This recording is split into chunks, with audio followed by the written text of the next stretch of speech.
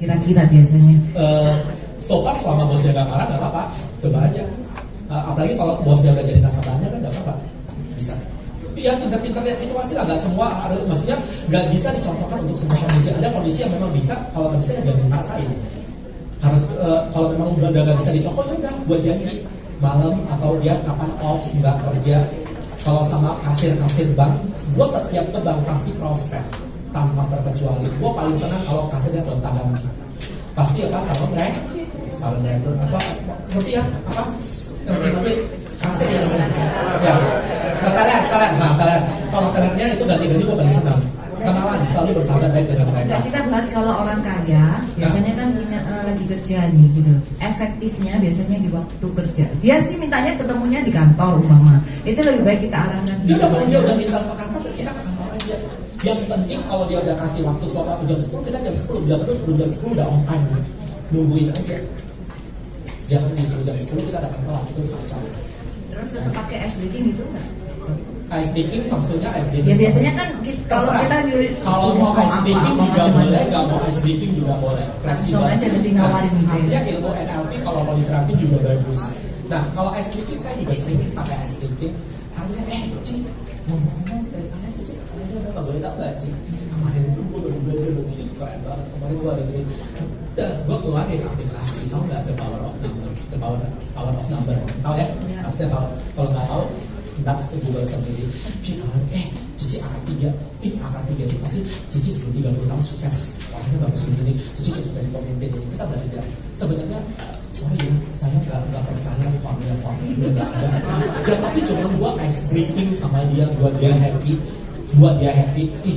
Kalau yang negatifnya gua mau kasih tahu. Akak 8, orangnya complicated. Gua nggak mau kasih tahu.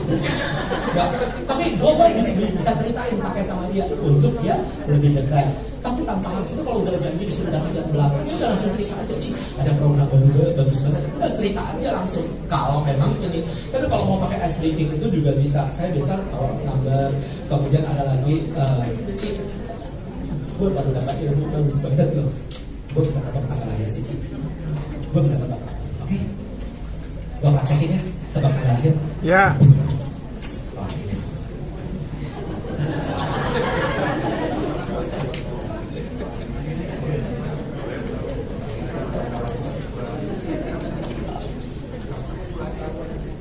Sama tahunnya.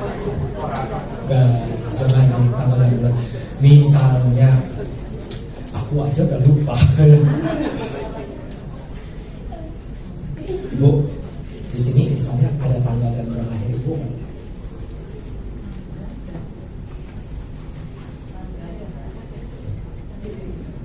Hah? Intinya tinggal kasih tunjuk ada 5 di kotak. Kalau ada jumlahkan kotak-kotaknya itu, kamu lahirnya di tanggal ini, atau kamu lahirnya di bulan. Dia penasaran, kok bisa dari mana? Gue ajarin ya Ci, kita ajarin sama dia ilmu ini kan gratis. Habis itu dia happy nggak dengannya? Happy banget. Bacanya di mana? Bacanya sama Om Google. Dan cara menebak tanggal lahir orang. Tanggal lahir. Ya, simpel. Ya. Itu kayak permainan game sebenarnya, bukan formia ya, tantang anak Tuhan ya. Nah, ya tapi hasilnya benar, pasti benar. Penasaran ya? Ya udah. Nah itu kalau ice breaking ya, tapi tidak harus seperti itu. Kalau dia udah kasih waktu ya udah. Jarang review polis ya berarti?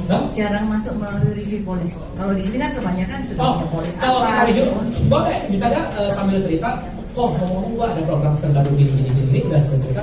Tapi sorry ya, kalau saya selalu bilang kalau udah saya nggak mau satu beli itu nggak berguna. Saya nggak mau tumpang tinggi manfaatnya. Saya nggak mau klien itu membeli benar-benar tidak bermanfaat secara maksimal. Karena ada program yang bisa double claim, ada nggak double claim. Saya nggak mau. Saya yakin orang sekelas Koko, orang sekelas Cika sudah punya banyak polis.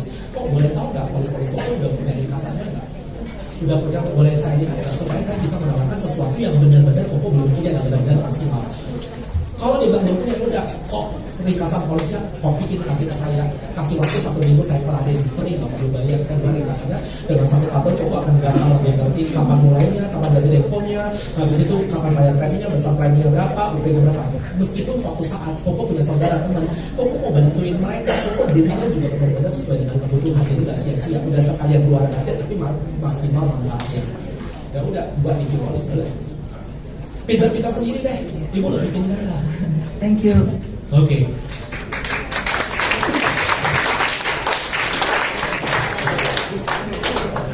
Ini beneran sampai jam 9 ya? Jauh.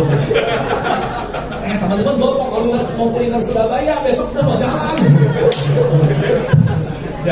Sorry mau tanya, untuk kalau kita approaching terhadap guru kita atau dokter spesialis itu gimana? Kan kalau misalnya kita mau menawarkan rekening jaga aset. Dokter ya? TS ya? Iya TS. Yes, oke, thank you. Gak apa-apa. Jadi sebenarnya gue paling senang kalau ketemu dokter. Salah satu nilai dokter itu apa? Yang pertama, dokter itu kalau sekolah itu ngeluarin banyak duit nggak? Ya. Yang kedua, yang paling berharga buat dokter satu, uang dan waktu. Setuju nggak? Dok, sorry sebenarnya. Dok, hari ini setiap hari kita praktek kita ngasih duit, benar nggak? Dok, mohon maaf ya, kalau tiba-tiba Tuhan berkenan kita hari ini nggak bisa praktek, kira-kira gimana? Hati kecil kita masih menentang, kalau kita masih praktek, benar nggak? Masih bisa ngasih duit. Itu artinya secara tidak langsung hati nurani kita sangat menghargai nilai ekonomi kita. Kalau kita menghargai nilai ekonomi kita harus kontak nilai ekonomi itu. Sehingga suatu saat, pada saat benar-benar kita nggak bisa duduk lagi di kursi praktek, akan ada orang lain yang menggantikan kita duduk di kursi praktek untuk ngasih duit buat anak kita. Dok, saya ada satu program yang bisa membantu dokter. Kalau resiko seperti tadi terjadi di luar kemampuan kita, akan ada seolah-olah orang yang menggantikan kita duduk di kursi praktek, menggantikan income buat istri dan anak kita. Kira-kira kalau ada program seperti itu, dokter kan nggak perlu tahu gimana itu? Ya udah jual CCP lah. Ya udah kalau gimana itu ya udah dok saya buatin. Ya udah saya buatin ilustrasi CCP tergantung. Dok kira-kira income dokter yang mau kita protect berapa detik? Ya udah tinggal kita buat. Itu hitung-hitungan ya. Thank you. Kurang lebih seperti itu. Ya. Thank you teman-teman.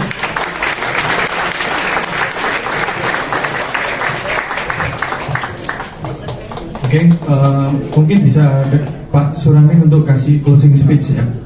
Kita kasih applause. Kita bagaimana cara presentasi ke orang.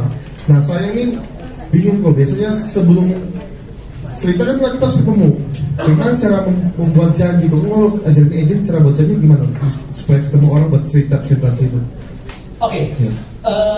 Intinya approaching itu ada dua, satu approaching secara langsung ataupun secara tidak langsung. Kalau tidak langsung tentunya biasanya lewat telepon. Kalau yang langsung ya kenal atau tidak kenal. Nah, kita bahas kalau yang buat janji secara tidak langsung, tidak langsung ketemu buat telepon. Nah, sebenarnya setiap telepon itu cukup banyak. Tapi secara sejujur-jujurnya, saya pribadi karena Medan itu tidak macet, saya sangat jarang buat janji terkecuali keluar kota. Saya suruh izin buat janji. Nah, kalau janji fleksibel kok selamat siang. Satu pengalaman saya dapat waktu makan di Tabona. Ya, Tabona itu rumah makan kari di Medan. Begitu saya lihat manajer bagus banget nih orang, ya udah simpan aja kartu namanya. Saya betul coba buat janji, nggak pernah angkat sekalipun, nggak pernah angkat. Suatu saat ya udah buat coba aja. Nah gitu, coba pas lagi iseng kan kalau punya waktu, Jumat itu belum punya waktu sampai dari pagi sampai jam 12 itu waktu saya untuk dengan OSC. Karena Sabtu besoknya nggak ada OSC. Jadi harus bisa bilang-bilang waktu juga. Jadi begitu saya bilang iseng karena waktu saya telepon, tiba-tiba suatu saat angkat, begitu sama siang Pak, saya dengan dokter Arifin Pak, saya dari Budeja. Kalau zaman dulu diajari LKP, zaman dulu apa itu LKP? Lembaga Keuangan Indonesia Budeja. Sekarang gua pede, habis gua nggak mau saya dari Budeja. Pak, saya dokter Arifin dari Budeja. Pak, kata Pak tadi saya tugasin perusahaan saya untuk sosialisasi satu program baru sama beberapa orang tertentu dan salah satunya adalah Bapak. Saya dapat data Bapak itu dari perusahaan dan saya ditugasin untuk ketemu sama Bapak. Pak, kira-kira Bapak berkenan nggak untuk ketemu dengan saya? Kalau kira-kira hari Jumat jam 2 bisa ketemu dengan Bapak nggak? Jumat jam 2 bisa ketemu dengan Bapak nggak? Yang saya mau tekankan adalah kita yang tentukan waktunya. Jangan pernah bilang waktu mau buat janji, kok Pak, Bapak kapan ada waktu? Kok ada waktu? Jawabannya, kapan-kapan saya tunggu ya. Nggak jadi. Kalau dia bilang Jumat nggak ada, udah apa-apa, udah full ya. Pak, kalau sore jam 4-nya cocok nggak Pak? Atau mungkin Bapak lebih prefer besoknya, mungkin nggak Sabtu jam 3. Tentukan Anda cocokkan dengan agendanya Anda. Jangan Anda buat janji besoknya padahal Anda udah punya janji dengan orang lain. Pak, kalau besoknya jam 4 boleh nggak Pak? Oke, nggak apa-apa. Kalau Bapak sibuk, kira-kira mohon maaf Pak, Bapak berkenan nggak kalau minggu depan? Atau minggu depan saya kontak Bapak lagi ya Pak, makasih ya Pak. Ya udah buat janji lagi. Pak, Bapak harus percaya dari konkol yang namanya hukum Pareto itu juga berlaku 80-20. Bapak ngerti maksudnya kan? Mungkin Bapak 10 cuma 20 ya, dari 10 cuma 2 yang ini yang bisa berhasil. Bofat namanya bofat. Ya apa boleh buat ya udah terima kenyataan begitu. Tapi Bapak harus berani buat janji. Nah, waktu buat janji langkah pertamanya adalah Bapak tentukan waktunya sendiri. Jangan Bapak tanya kapan ada waktu. Nah, nggak mungkin Pak kalau dia bilang udah sampai di luar ketahuan bohongnya kalau sudah full, tapi ya. Tapi memang kalau ada orang super sibuk juga begitu. Kata Pak, sampai selama dia nggak marah juga nggak apa-apa. Pak, makasih banyak ya Pak, sorry ganggu ya Pak. Tapi pengalaman pribadi berbahagialah yang suami istri ada di prudential. Ngerti maksud saya kan Bapak Ibu? Karena hukum alam juga berlaku. Laki-laki suka cowok, laki-laki suka cewek, cewek suka cowok. Kalau mau buat janji boleh lain jenis kelamin. Ngerti maksudnya ya? Bukan positive thinking ya, jangan yang aneh-aneh ya. Maksudnya gini loh, kalau namanya laki-laki suruh istrinya yang buat janji, boleh dong. Biasa pengalaman, boleh kan nggak salah buat janji. Nah kalau yang cewek juga kita buat janji. Pengalamannya ya lebih successful seperti itu. Pengalamannya lebih bisa. Artinya bisa dipakai. Buat janji kalau nggak berhasil juga ya 10-8 Pareto lah 80-20. Nah kalau enggak ya udah langsung samperin aja, selama dia nggak jauh nggak di luar kota samperin aja. Nah waktu ketemu orang langsung kan ada yang dikenal dan orang itu kan notabene nggak kenal. Kalau nggak kenal ya udah memperkenalkan diri. Langkah pertama memperkenalkan diri. Waktu memperkenalkan diri, hukum yang pertama adalah tatap mata si calon klien, kemudian memperkenalkan diri dulu. Kita buka diri, Pak, saya dengan Dr. Arifin dari Prudential. Pak, ketepatan saya tugasin perusahaan saya sosialisasi satu program baru di daerah SPBD ini. Pak, kita ada satu program baru, namanya program BPK. Gimana Bapak pernah dengar? Boleh Pak, saya cerita sebentar? Boleh Pak, saya cerita sebentar? Dia baik banget langsung mulai. Nah, begitu dia bilang cerita, iya atau tidak, keluarin PowerPoint dan keluarin ke seolah-olah mau boleh Pak, saya cerita sebentar? Dia mau nolak Anda juga jauh lebih segan. Kalaupun sorry saya nggak apa-apa Pak, saya lain kali saya nggak mikir Pak, mohon maaf mengganggu, kita pergi besoknya datang lagi. Pekerjaan kita cuma begitu kok, nggak disuruh bunuh orang, nggak bakal ditempel, nggak bakal disiram kopi, tapi ada peluang. Ingat meskipun peluangnya kok ketawa? Nggak, kan maksudnya nggak disiram kopi tapi ada peluang closing, nggak perlu disiram kopi, ada peluang closing maksud saya, ada peluang closing meskipun 1%. 1% artinya 1 dari 100, mending daripada 0. Anda tidak lakukan aktivitas itu tidak ada peluang closing, tapi Anda lakukan aktivitas itu ada peluang untuk closing. Jadi inti segalanya adalah harus beraktivitas, tinggal berani ngomong aja. Nah, seperti tadi, mata-matanya memperkenalkan diri dan harus berani latihan ngomong lancar. Jangan termata-mata dan jangan takut, jangan nunjuk-nunjuk. Karena Anda semakin takut, si klien juga lebih takut. Itulah hasilnya. Nah, kemudian waktu kalau misalnya ketemunya si bos, kalau mau ketemu bos, kan biasanya nggak langsung bisa ketemu, nanti ya selalu ada ajudan satu, ajudan dua, segala macam, terus kreatif lah, banyak rintangannya kalau mau ketemu. Nah, PR pengalaman saya kalau mau ketemu itu misalnya contoh, saya waktu masuk ke kantor gubernur ya, pasti kalau mau masuk begitu banyak banget rintangannya, mau ketemu siapapun itu pokoknya banyak lapisan-lapisannya. Ingat bergaul sama semua orang tanpa terkecuali. Saya mau prospek camat waktu door-to-door, saya juga mulai dari tukang sapu-sapu, tukang bersih. Dia jadi mata-matanya saya. Saya bergaul, oh ya kakak, sorry, kalau orang seperti kita, berpenampilan seperti kita, begitu ramahnya sama mereka tukang sapu, mereka juga baik banget sama kita. Makasih ya kak. Habis itu waktu datang, bapak boleh kan kak, sorry saya baru balik dari sana, dia ada boleh enak buat kakaknya, sambil ngomong, kak ngomong-ngomong si Pak Camat biasanya jam berapa sih datangnya? Oh jam 9, Kak, ini nomor handphone saya. Ntar kalau Pak Camat datang, Kakak boleh nggak sih SMS sama saya? Titipin 5.000 uang pulsa. Tahu apa yang terjadi? Pak, si Pak Camat udah datang. Kita datang. Serius, gua ngurusin Camat begitu. Boro-boro gua mau nungguin. Habis waktu gua, dia datang. Gua pergi dulu ke tempat lain. Habis itu datang, dia udah bersahabat dengan semua orang. Sama penjaga toko, pramugara itu yang tukang jualan baju, yang cewek-cewek yang jagain tokonya, bosnya nggak pernah nongol, pemilik butiknya. Tanya si pemilik butik tinggal di mana. Dia bersahabat dengan mereka. Saya mau masuk ke kawasan industri, saya bersahabat dengan satpamnya dulu sebelum saya diusir.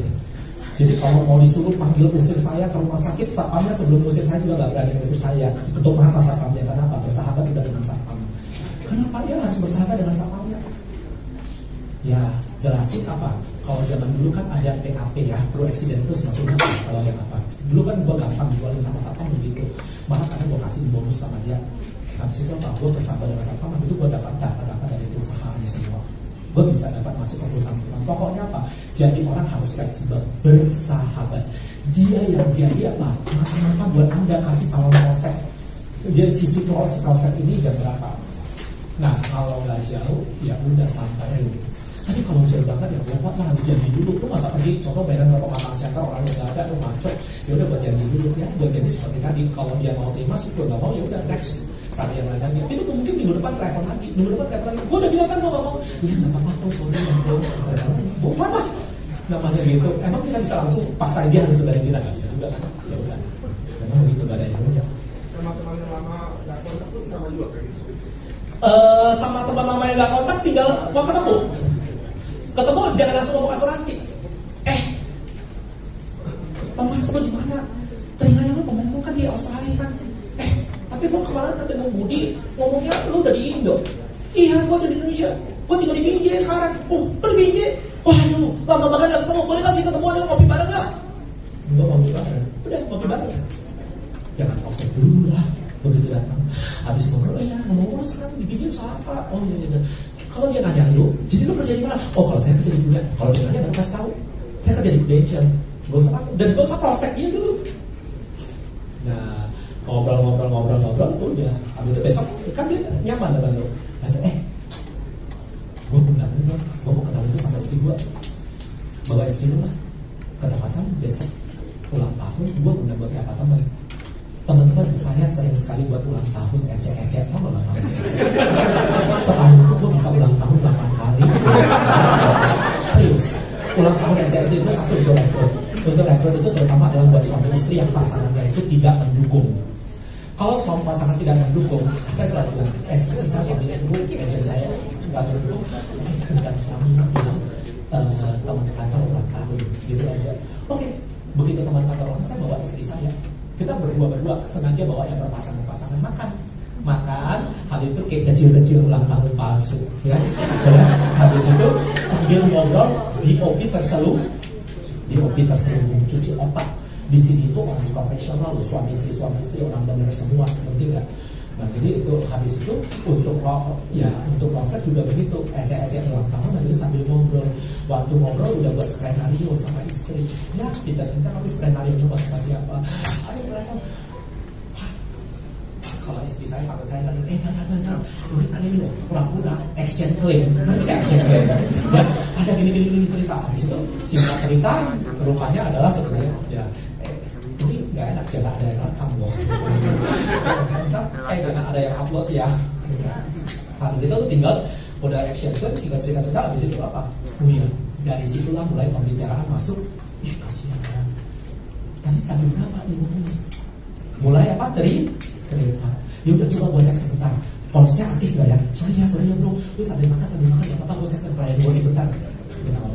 Oh iya enggak apa-apa. Aktif 500 juta lumayan. Sampai bukanya oke, SFA-nya kan nggak apa-apa. Oh 500 juta, oh iya bapak tenang, kita santai-santai. Mulai ketahuan dia aura asuransinya ke lu. Ya pelan-pelan cepat lambat lu pernah jadi mangsa gue juga. Kurang lebih kalau lu sabar. Kalau lu nggak sabar mau tembak langsung terserah. Tembak langsung ada enaknya, ada nggak enaknya. Nggak enaknya ini orang cuma mau langsung ada tujuan. Ya. Artinya proses membina hubungan itu juga perlu perlu waktu yang penting berani membangun hubungan. Tapi yang jujur, saya bisa lakukan itu karena saya punya modal. Saya pikir kalau Anda mungkin agent, Anda buat lebih kreatif yang lainnya, tidak harus di restoran, tidak harus makan, mungkin kopi bareng. Kopi kan murah kan, banyak tempat kopi yang nggak mahal-mahal kan teman-teman, ya itu Anda pintar-pintar lah. Anda yang paling tahu kira-kira lebih dari Bapak ini bisa dapat berapa ya, kurang lebih kalau sebanyak ya udah lakuin. Dan lebih utamakan, kalau saya jujur lebih mengutamakan rekrut. Kalau saya ketemu, kalau teman saya mikir ini orang bisa gue rekrut gak ya, gue rekrut dulu. Nah, yang udah gue prospek, begitu gue udah ngomongin, habis itu gue langsung apa? Udah mau sign kan? Begitu dia udah mau sign, gue bilang, lu masuk sama lu sendiri ya jadi agentnya. Gue gak bisa cerita bisnis sama dia. Enggak, ya udah sama lu aja, gue ngomong. Kalau udah paksa-paksa gitu dia ngomong, ya udah. Tapi gue cerita bisnisnya dulu sama dia, peluang bisnisnya. Karena gue lebih refer untuk apa? Jangka panjang. Bukan saya nggak mau bisnisnya, saya mau bisnisnya. Tapi saya lebih suka rekrut. Jangka panjang lebih enak. Rekrut itu nggak kelihatan duitnya, ngerti nggak? Nggak sesak napas, nggak cukup duitnya teman-teman. Apalagi AAD, lu omset spesial dapat 13,5%, 13,5 juta sama dengan gaji sekretaris pun kurang. Ngerti nggak maksud saya? Tapi kalau merekrut jangka panjang, sama seperti jualan, ilustrasinya begini teman-teman. Merekrut itu persis sama seperti saya kasih duit 10 juta, 10 juta, 10 juta, 10 juta setiap bulan. Saya ngasih sama kamu. Habis itu ibu kasih ke saya 20.000 saja. Saya kasih 10 juta, ibu kasih ke saya 20.000. Bulan kedua saya kasih 10 juta, ibu cuma kasih 40.000. Bulan ketiga saya kasih 10 juta, ibu kasih bulan ketiga sama saya 80.000. Kurang lebih begitu ilustrasinya. Paham maksudnya? Kalau kita buat janji Bu selama 18 bulan saja, nggak usah lama-lama. Ibu mau ambil challenge ini enggak? Saya cuma kasih sama ibu 10 juta, ibu kasih cuma 20.000 berkelipatan sama saya. Ibu mau nggak? Nggak mau, ngeliat curiga dia ada. Kalau agent bilang, mau dong, gila lo kok 10 juta, gue kasih lo 10 juta.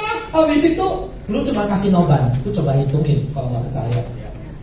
Tahu ya ceritanya? 10